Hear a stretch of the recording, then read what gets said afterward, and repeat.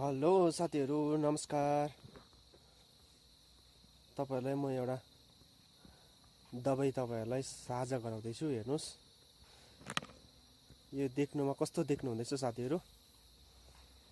एउटा साधारण हल्दीको रूपमा देख्नु हुँदैछ है। र कतिजनाले देख्नुसाथ तपाईहरुले चिनिहाल्नु भयो हैन त साथीभाइहरू? हेर्नुस्, यो चाहिँ मैले बहुत टाढाबाट एउटा वैद्यले दिनुभएको मलाई। यो हेर्दा साधारण हल्दीको रूपमा देखिँदैछ, तर यसको बहुत गुणहरू रहेछ साथीभाइहरू। हेर्नुस्, म चाहिँ यो रोप्दैछु अहिले त प्राय जग्गा जग्गामा यसको बहुत खेतीहरू पनि गर्दो रहेछ है साथीभाइहरू। यसलाई चाहिँ के भन्छ साथीभाइहरू? हेर्नुस्, यो दबाई हो।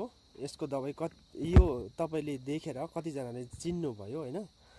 तपाईले चिन्नुभयो भने यो दबाई चाहिँ म पनि रोप्दैछु साथीभाइहरू हैन। जसले प्रयोग गरेको छ उहाँहरूलाई याद हुन्छ हैन। अनि यो चाहिँ मेरोमा पनि छ, तपाईहरुलाई पनि म बातमा साझा गर्छु मेरो साथीभाइहरुलाई हैन। म चाहिँ यहाँ रोप्दैछु साथीभाइहरू। यहाँ अलिकति खनिराखेको छु मैले यस्तो प्रकारले। यहाँ मल छ, गाईको मलको छेउमा। हेर्नुस् साथीभाइहरू, म चाहिँ यहाँ अलिकति खनिराखेको छु कर्नीको माध्यमले।